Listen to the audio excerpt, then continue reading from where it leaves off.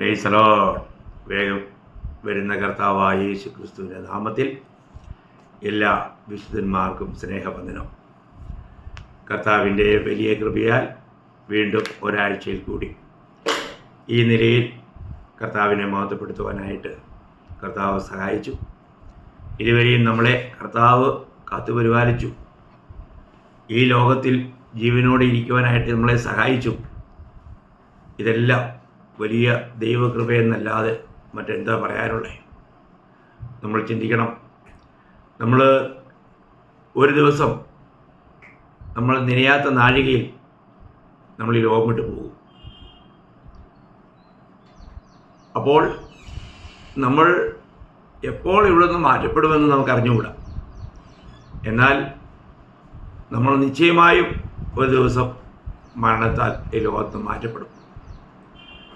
അപ്പോൾ ഈ യാഥാർത്ഥ്യങ്ങളെ ഒന്ന് ശരിക്കും മനസ്സിലാക്കുന്നത് എത്ര നല്ലതാണ്. ജീവിതത്തിൽ ആരും കൂടുതൽ ചർച്ച ചെയ്യുവാനോ കേൾക്കാനോ ആഗ്രഹിക്കാത്തൊരു വിഷയമാണ് മരണവും മരണാനന്തര ജീവിതവും എന്നുള്ള കാര്യത്തെക്കുറിച്ച്. ഇത് വളരെ വിലപ്പെട്ടൊരു സത്യമല്ലേ? നമുക്ക് ലഭിച്ചിരിക്കുന്ന ഈ ചെറിയൊരായുസ് വാസ്തവത്തിൽ എന്തിനു വേണ്ടിയുള്ളതാണ് എന്നുള്ളത് അറിയുന്നത് എത്ര നല്ല കാര്യമാണ്.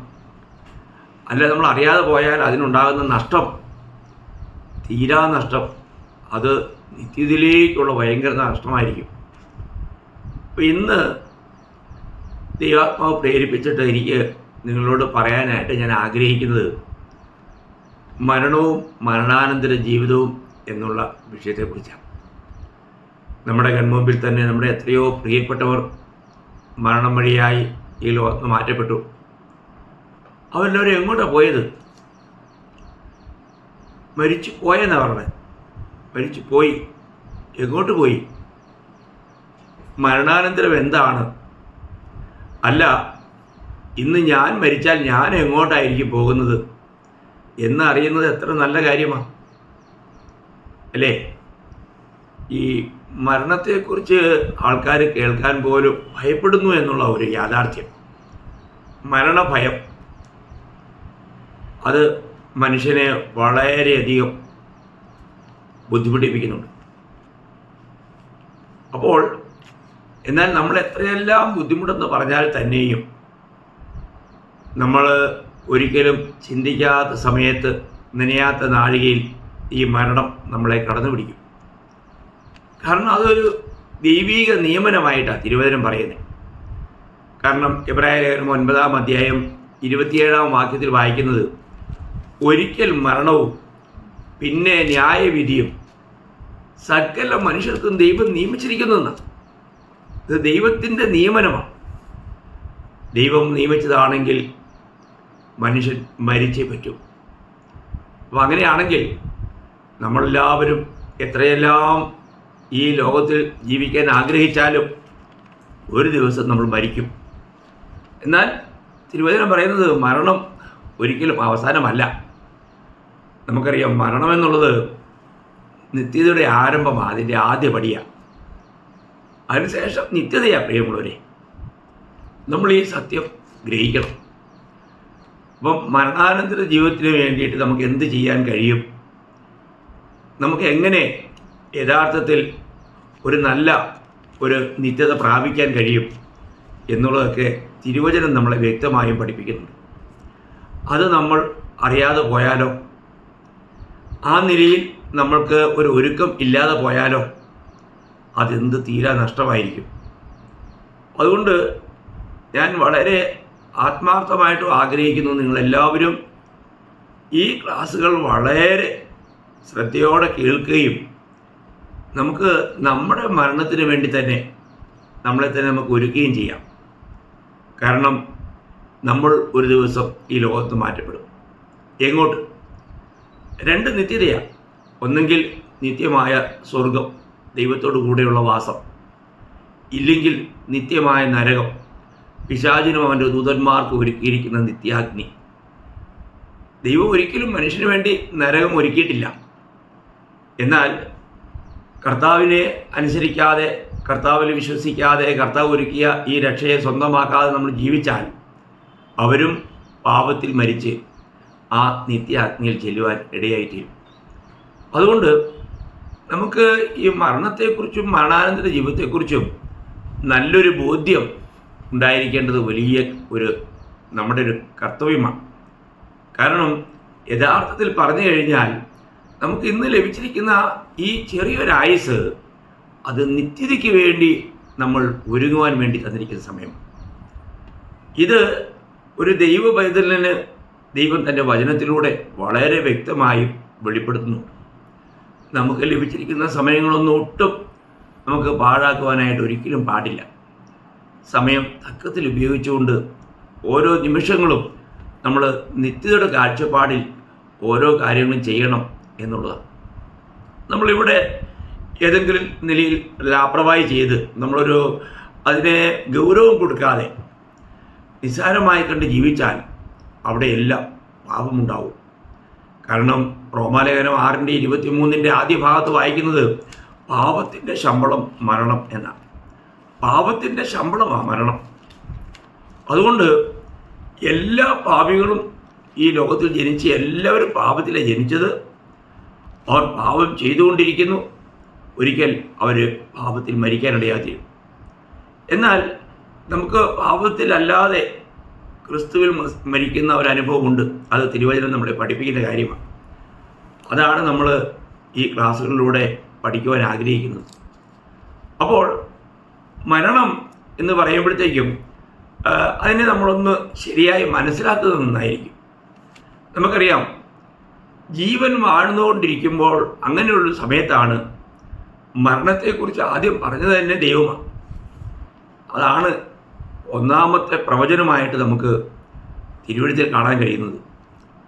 അപ്പോൾ ആ വാക്യം ഞാൻ നിങ്ങൾക്ക് വേണ്ടിയിട്ട് ഒന്ന് വായിക്കാം. അത് ദൈവം തന്നെ ജീവൻ വാഴുമ്പോൾ പറഞ്ഞൊരു കാര്യമാണ്. ആദാമിനോട് പറഞ്ഞ കാര്യമാണ്. അത് ഉൽപ്പത്തി പുസ്തകം 2-ാം അധ്യായം അതിൻ്റെ 16-ഉം 17-ഉം വാക്യമാണ്.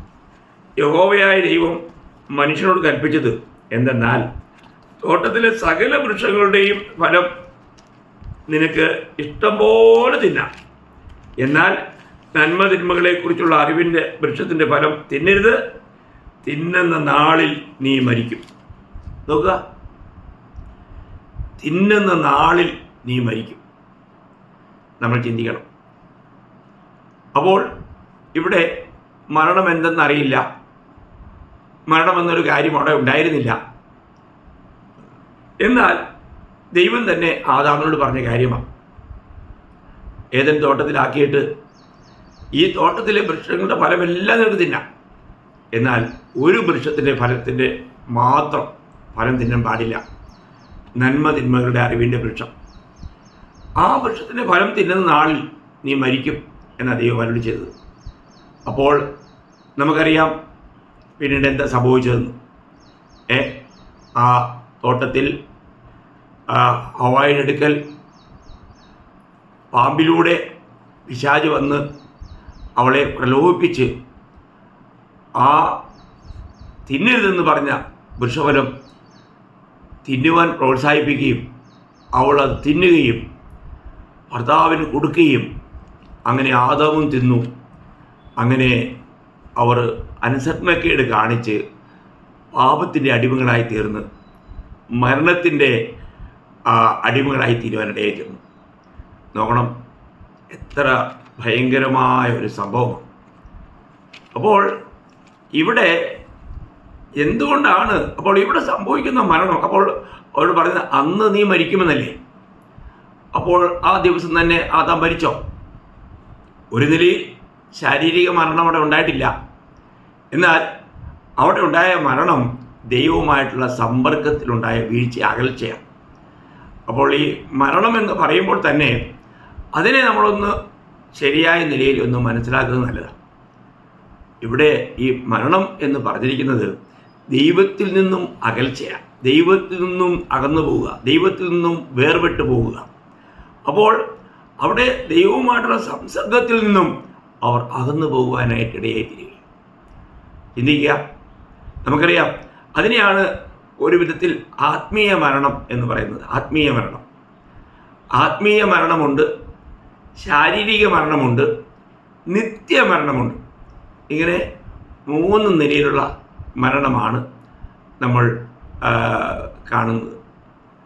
അല്ലാതെ മരണത്തിൻ്റെ മറ്റനേക വിഭജനങ്ങളുണ്ട്. അത് ഞാനിപ്പോൾ അത്രയും ഡീറ്റെയിൽ ആയിട്ട് പോകുന്നില്ല. അപ്പോൾ ഇവിടുത്തെ വിഷയം നമ്മൾ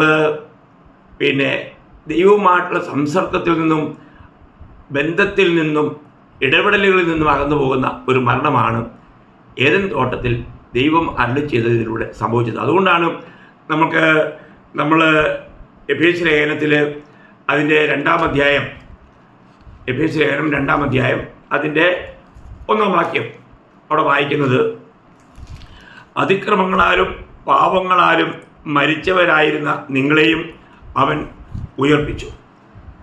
അപ്പോൾ ഇവിടെ രക്ഷിക്കപ്പെട്ട ജനത്തെക്കുറിച്ച് പൗലോസ് പറയുന്ന കാര്യമാണ്. എങ്ങനെയാണ്? അതിക്രമങ്ങളാലും പാപങ്ങളാലും മരിച്ചവരായിരുന്ന നിങ്ങളെയും അവൻ ഉയർപ്പിച്ചു.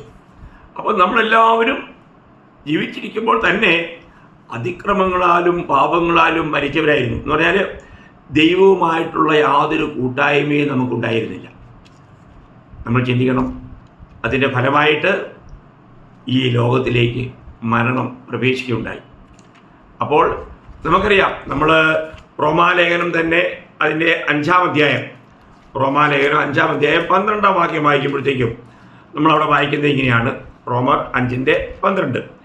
അതുകൊണ്ട് ഏക മനുഷ്യനാൽ പാപവും പാപത്താൽ മരണവും ലോകത്തിൽ കടന്നു. അങ്ങനെ എല്ലാവരും പാപം ചെയ്യാൽ മരണം സകല മനുഷ്യരിലും പരന്നിരിക്കുന്നു. നോക്കണേ, ഏക മനുഷ്യനാൽ പാപവും.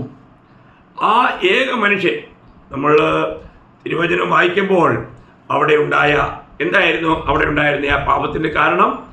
നമ്മൾ 5-ാം അധ്യായം റോമർ 5:19, ഏക മനുഷ്യൻ്റെ അനുസരണക്കേടിനാൽ അനേകർ പാപികളായി തീർന്നു. ഏക മനുഷ്യൻ്റെ അനുസരണക്കേടിനാൽ അനേകർ പാപികളായി തീർന്നു. പറയുന്നതിന് സാരം വളരെ ലളിതമായി നമുക്ക് മനസ്സിലാക്കാൻ കഴിയും. ആദാം ദൈവത്തോട് അനുസരണക്കേട് കാണിച്ചതിൻ്റെ ഫലമായി സകല ആദാമ്യ സന്തതികളും പാപികളായി തീർന്നു, മരണത്തിന് അധീനരായി തീർന്നു. അപ്പോൾ നമുക്കറിയാം, ദൈവവചനം പഠിക്കുമ്പോഴത്തേക്കും ബൈബിളിൽ 2 ആദാമിനെ കുറിച്ച് പറയുന്നുണ്ട്.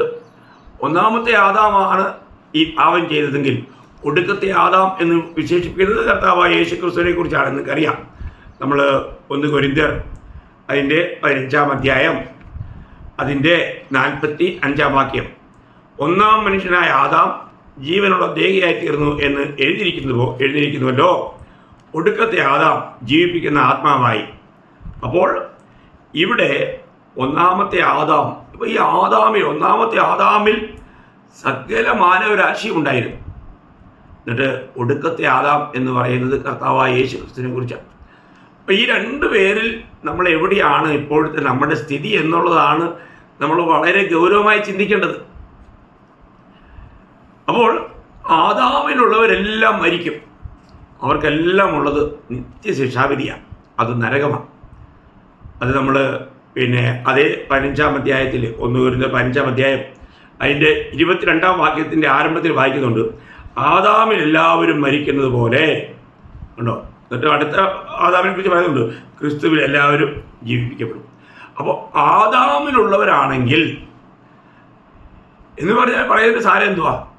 നാം രക്ഷിക്കപ്പെട്ടില്ല എങ്കിൽ, അല്ല നാം വീണ്ടും ജനിച്ചില്ല എങ്കിൽ, ദൈവത്താലുള്ള ആ ജനനം നമ്മൾക്ക് പ്രാപിക്കുവാൻ കഴിഞ്ഞില്ല എങ്കിൽ നമ്മൾ പാപത്തിൽ മരിച്ച് നിത്യനരകത്തിലേക്ക് പോകാനിടയെത്തിരും.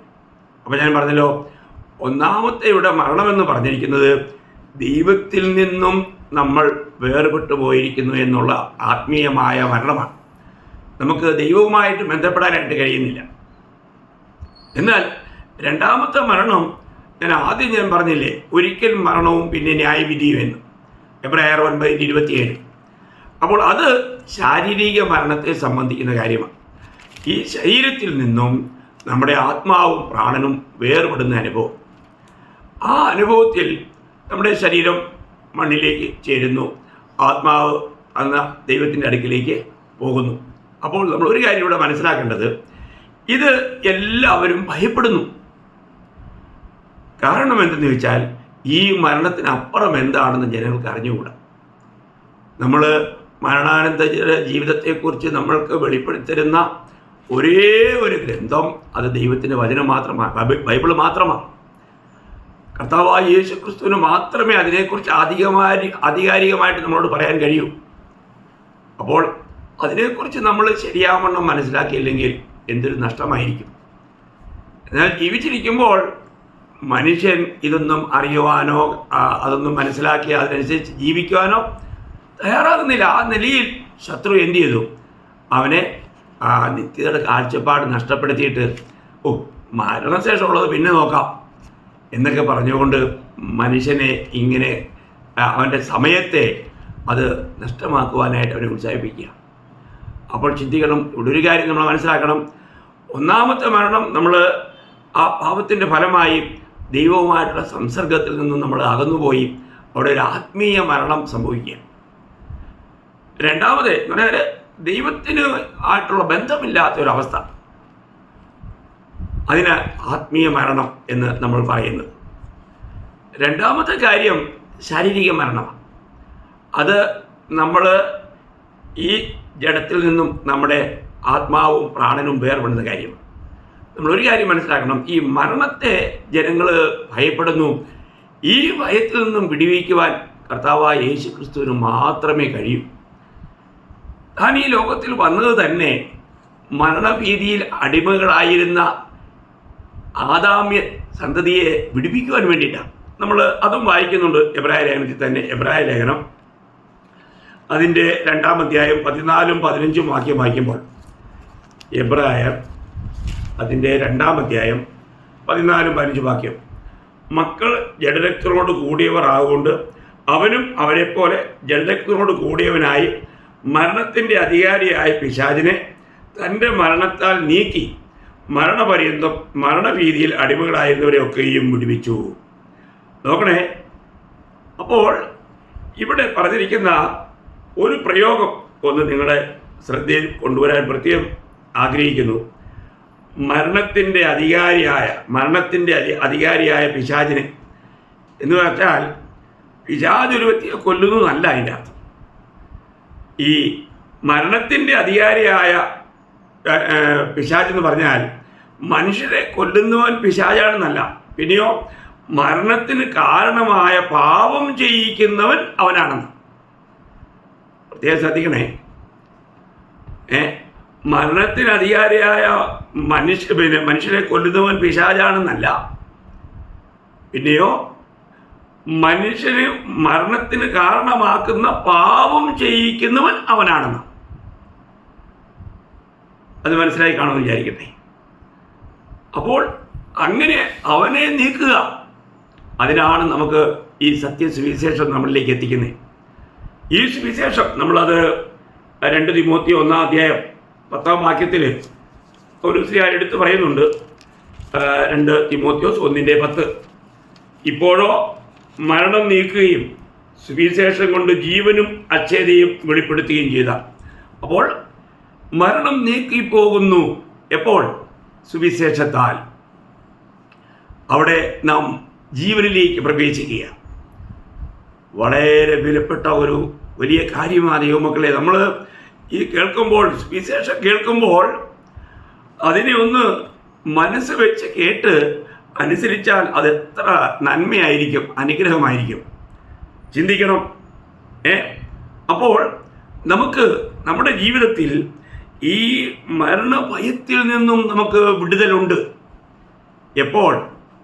കർത്താവായ യേശു ക്രിസ്തുവിൽ വിശ്വസിച്ച് നമ്മൾ പാപമോചനം, പാപക്ഷമ പ്രാപിക്കുമ്പോൾ, വീണ്ടും ജനിക്കുമ്പോൾ, അങ്ങനെയൊരു വ്യക്തി മരണഭയത്തിൽ നിന്നും വിടുവിക്കപ്പെടുന്നു. അപ്പം നമുക്കൊരു മരണഭയം കൂടാതെ ജീവിക്കുവാൻ കഴിയുമോ? നിശ്ചയമായും കഴിയുമെന്നാണ് തിരുവചനം നമ്മളെ പഠിപ്പിക്കുന്നത്. എന്നാൽ ഇന്ന് അനേകരും ഈ ദൈവവചനത്തെ വീണ്ടും വണ്ണം ശരിക്കും മനസ്സിലാക്കാതെ, അനുഭവമാക്കാതെ, വീണ്ടും ജനന അനുഭവമില്ലാതൊക്കെ ജീവിക്കുന്നവർക്ക് ഇതൊക്കെ വലിയ ബുദ്ധിമുട്ടാകുന്നു മനസ്സിലാക്കാൻ. നമ്മൾ ചിന്തിക്കണം. യഥാർത്ഥ രക്ഷിക്കപ്പെട്ട ഒരു ദൈവവേദൽ അവൻ മരണത്തെ കണ്ട് അഭിമുഖീകരിച്ച് സന്തോഷത്തോടെ കടന്നു പോകാനിടയെത്തി. അത് ഭക്തന്മാരുടെ എല്ലാം ജീവിതം നമ്മൾ പരിശോധിച്ചാൽ അവരാരും മരണഭീതിയിലായിരുന്നില്ല. മരിക്കുവാനുള്ള ഒരുക്കം അവർക്ക് എപ്പോഴും ഉണ്ടായിരുന്നു. കാരണം പുത്രനുള്ള വിശ്വാസത്തിലൂടെ അവർ മരണം കടന്ന് ജീവനിൽ പ്രവേശിച്ചു കഴിഞ്ഞു. ഇനി അവർക്ക് മരണത്തെ, അല്ലെങ്കിൽ ഞാൻ പറഞ്ഞല്ലോ, ഒന്ന് ഒരു ആത്മീയ മരണം, രണ്ട് ശാരീരിക മരണം, മൂന്നാമത്തത് നിത്യമരണം എന്ന് പറഞ്ഞാൽ എന്നേക്കുമുള്ള തീപ്പൊയ്കിൽ തള്ളപ്പെടുന്ന ഒരു കാര്യം.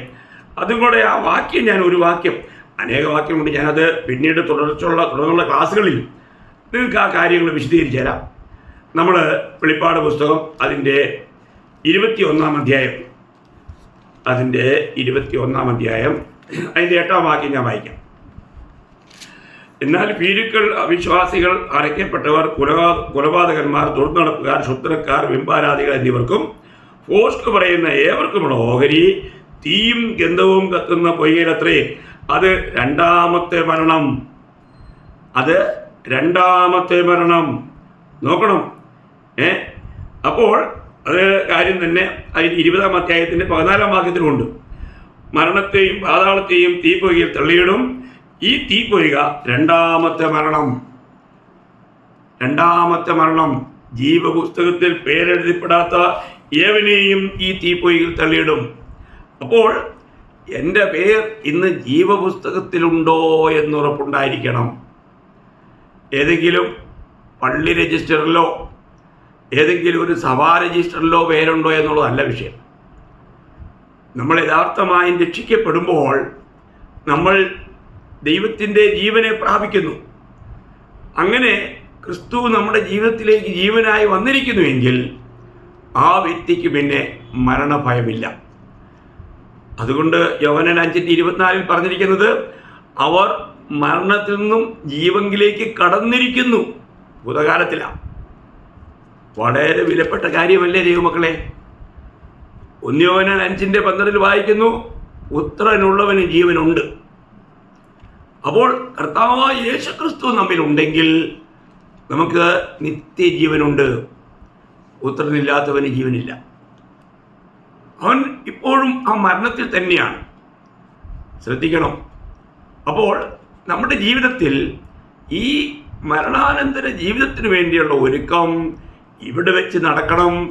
മാത്രമല്ല, നമുക്ക് മരണത്തെ ജയിച്ചുള്ളൊരു ജീവിതം നയിക്കുവാനായിട്ട് നമുക്ക് കഴിയണം. മരണാനന്തര ജീവിതത്തിൽ എന്തെല്ലാമാണ് ഇനി ഉണ്ടാകാൻ പോകുന്നതെന്നുള്ള കാര്യം ദൈവത്തിൻ്റെ വചനമാകുന്ന ബൈബിളിൽ വളരെ സ്പഷ്ടമായി പറഞ്ഞിട്ടുണ്ട്. അങ്ങനെയാണെങ്കിൽ നമ്മൾ ഈ കാര്യങ്ങളൊക്കെ ഒന്ന് അറിഞ്ഞിരിക്കുന്നത്, മനസ്സിലാക്കിയിരിക്കുന്നത് എത്ര നല്ലതാണ്. അപ്പോൾ നമ്മൾ എത്ര മരിക്കാൻ ആഗ്രഹിച്ചില്ലെങ്കിലും നമ്മൾ നിനയാത്ത നാഴികയിൽ മരണം നമ്മളെ കടന്നു പിടിക്കും. അതിന് പ്രായഭേദമില്ല, സ്ഥലഭേദ വ്യത്യാസങ്ങളില്ല, ഭാഷാ വ്യത്യാസമില്ല, അവൻ ധനികനെന്നോ ദരിദ്രനെന്നുള്ള മാറ്റമില്ല. ആരെയും ഏത് സമയത്തും കടന്നു പിടിക്കും. നമ്മുടെ പ്രിയപ്പെട്ടതിൽ എത്രയോ പേര് വളരെ ചെറുപ്രായത്തിൽ തന്നെ ലോകത്ത് നിന്ന് മാറ്റപ്പെട്ടു. പ്രിയമുള്ളവരെ, ഒരിക്കൽ നമ്മളും ഈ ലോകത്ത് നിന്ന് മരണം വഴിയെ മാറ്റപ്പെടും. എന്നാൽ ഇന്ന് ഞാൻ മരിച്ചാൽ എൻ്റെ നിത്യത എവിടെ? എനിക്ക് കർത്താവിനോട് കൂടി ആയിരിക്കാൻ കഴിയുമോ? കർത്താവിനോട് കൂടി ആയിരിക്കണമെങ്കിൽ ഇവിടെ വെച്ച് തന്നെ നമ്മളും കർത്താവുമായിട്ടുള്ള ആ ബന്ധം സ്ഥാപിക്കപ്പെടണം. നമുക്ക് ഒരു പൂർണ്ണ പ്രത്യാശയുള്ള ജീവിതം നയിക്കുവാൻ നമുക്കിടയാകണം. ഇന്ന് മരണത്തെക്കുറിച്ച് പറയുന്നത് കേൾക്കുമ്പോൾ ഭയമുണ്ടാകുന്നുണ്ടോ? ഈ കാര്യത്തിൽ നിങ്ങൾക്ക് ഉറപ്പുണ്ടോ? ഞാൻ ആത്മാർത്ഥമായിട്ടും ആഗ്രഹിക്കുന്നു നിങ്ങൾ ഈ വിഷയത്തിൽ നല്ല അറിവുള്ളവരായി തീരണം. മരണത്തെക്കുറിച്ച് ബൈബിളിൽ പറയുന്നത് അവൻ ഒടുക്കത്തെ ശത്രു എന്നാണ്. 1 കൊരിന്ത്യർ 15:26 ഒടുക്കത്തെ ശത്രു. അപ്പോൾ നമുക്ക് ഈ ശത്രുവിന്മേൽ ജയം തരുന്ന കർത്താവായ യേശുക്രിസ്തു മുഖാന്തരം ജയോത്സവമായി ജീവിക്കുന്ന ഒരു അനുഭവം നമുക്ക് ഇവിടെ വെച്ച് തന്നെ നാം പ്രാപിച്ച് നിത്യജീവനിൽ ഞാൻ ആകുന്നുവെന്ന് ഉറപ്പ് വരുത്തി കർത്താവിനെ മഹത്വപ്പെടുത്തുന്ന ഒരു ജീവിതം നമ്മൾ നയിക്കണമെന്നാണ് ദൈവം ആഗ്രഹിക്കുന്നത്. അതുകൊണ്ട് കേൾവിക്കാരായ എല്ലാ പ്രിയപ്പെട്ടവരോടും എനിക്ക് പറയാനുള്ളത്, നിങ്ങൾ ഇന്ന് മരിച്ചാൽ നിങ്ങളുടെ നിത്യത എവിടെയാണെന്നതിൽ ഉറപ്പുണ്ടോ? അത് കൃത്യമായിട്ട് പറയാൻ കഴിയുമോ? മരണം നമുക്ക് സന്തോഷമേകുന്ന ഒന്നാണോ വ്യക്തിപരമായിട്ട്? അതോ മരണം എന്ന് കേൾക്കുമ്പോൾ നമുക്കൊരു ഞെട്ടലാണോ? നിങ്ങൾ ഈ ക്ലാസ്സുകൾ തുടർമാനമായിട്ട് കേൾക്കണേ. നിശ്ചയമായും എനിക്ക് അടുത്ത ദിവസം നിങ്ങളോട് സംസാരിക്കാൻ കഴിയുമെന്ന് എനിക്ക് അറിഞ്ഞുകൂടാ. എന്നാൽ എനിക്കൊരു ഉറപ്പുണ്ട്, ഇന്ന് ഞാൻ മരിച്ചാൽ ഞാൻ എൻ്റെ കർത്താവിനോട് കൂടെ സ്വർഗത്തിലായിരിക്കുമെന്ന് എനിക്ക് ഉറപ്പുണ്ട്. ഇത് ദൈവവചനം നൽകുന്ന ഉറപ്പാണ്. ഈ വചനം സ്വർഗത്തിൽ എന്നേക്ക് സ്ഥിരമാണ്. ദൈവത്തിന് ഭോഷ്ക് പറയാൻ കഴിയുകയില്ല. അപ്പോൾ രക്ഷിക്കപ്പെട്ട വീണ്ടും ജനിച്ച കർത്താവായ യേശു ക്രിസ്തുവിനെ സ്വന്തം രക്ഷിതാവും കർത്താവുമായി സ്വീകരിച്ച് കർത്താവിൻ്റെ ആത്മാവിനെ പ്രാപിച്ച് ജീവിക്കുന്ന ഒരു വ്യക്തിയെ സംബന്ധിച്ചിടത്തോളം ആ വ്യക്തിക്ക് ഈ കാര്യം തിരുവചനം വളരെ വ്യക്തമായി ഉറപ്പ് നൽകുന്നുണ്ട്. ഇന്ന് നാം മരിച്ചാൽ കർത്താവിനോട് കൂടെ. അപ്പോൾ ഇതൊക്കെ വളരെ ഗഹനമായ കാര്യമായതുകൊണ്ടാണ് ഞാനൊരു സ്വല്പം സ്ലോയിൽ പോകുന്നത്. ഞാൻ ആഗ്രഹിക്കുന്നത് നിങ്ങളിതെല്ലാം നന്നായി കേട്ട് പഠിച്ച് അനുഭവമുള്ളവരായി ഉറപ്പുള്ളവരായി മരണത്തെ വളരെ സന്തോഷത്തോടെ പുൽകുവാൻ തക്കവണ്ണം നമുക്കിടയാകണം. കാരണം ഞാൻ അനേകരുടെ മരണം കണ്ടിട്ടുണ്ട്. ഒരു വളരെ ഭീതിയിൽ ഒരു വല്ലാത്ത അവസ്ഥയിലേക്ക് പോകുന്നത് കണ്ടിട്ടുണ്ട്. എന്നാൽ സന്തോഷത്തോടെ മരണത്തെ അഭിമുഖീകരിക്കുന്നവരെയും കണ്ടിട്ടുണ്ട്. അപ്പോൾ നമ്മൾ ഏത് നിലയിലാണ് മരണത്തെ അഭിമുഖീകരിക്കുവാനായിട്ട് ഒരുങ്ങിയിരിക്കുന്നത് എന്നുള്ളതാണ് ചിന്താവിഷയം. അപ്പോൾ ഞാൻ ആഗ്രഹിക്കുന്നു എല്ലാവരും ഈ കാര്യത്തിൽ നല്ല ഉറപ്പ് പ്രാപിക്കണം. ഇതേറ്റവും നമുക്ക് നിത്യതയോടുള്ള ബന്ധത്തിൽ ഏറ്റവും ഗൗരവമുള്ള വിഷയമായതുകൊണ്ട് ഇതിനെ ആരും നിസ്സാരമായി കാണരുതെന്നുള്ള ഒരു വലിയൊരു അപേക്ഷയോടുകൂടി ഇന്നത്തെ ഈ ക്ലാസ് ഞാനിവിടെ അവസാനിപ്പിക്കുന്നു. കർത്താവ് സഹായിച്ചാൽ നാളെ തുടർന്ന് ഇത് കുറേ ദിവസങ്ങളുണ്ടാവും. അത് തുടർന്നുള്ള ക്ലാസ്സുകളെല്ലാം ഈ കാര്യങ്ങളെ സംബന്ധിച്ചായിരിക്കും. അതുകൊണ്ട് നിങ്ങൾ വളരെ ക്ഷമയോടെ നിങ്ങൾ അല്പസമയം വേർപെടുത്തി ശ്രദ്ധിച്ച് കേട്ട് നിങ്ങളും ഈ ഉറപ്പ് പ്രാപിച്ച് ഈ പുസ്തകത്തിൽ പേരെഴുതപ്പെട്ടവരായി നിത്യജീവനെ പ്രാപിച്ചവരായി നിത്യജീവനിൽ ജീവിച്ചുകൊണ്ട് കർത്താവിനെ മഹത്വപ്പെടുത്തുന്നവരായി കർത്താവിൻ്റെ വരവിന് വേണ്ടി ഒരുങ്ങുവാൻ നമുക്ക് ഒരുങ്ങാം. ഇനി കർത്താവ് വേഗം വന്നാൽ നമ്മൾക്ക് മരണം കൂടാതെ നാം രൂപാന്തരപ്പെട്ട് എടുക്കപ്പെടും. അതൊക്കെ അടുത്ത ക്ലാസ്സുകളിൽ നമുക്കത് ചിന്തിക്കാം. ദൈവമായ കർത്താവ് വചനങ്ങളാൽ എല്ലാവരെയും ധാരാളം അനുഗ്രഹിക്കട്ടെ. കർത്താവിന് മാത്രം മഹത്വം ഉണ്ടാകട്ടെ. ആമേൻ.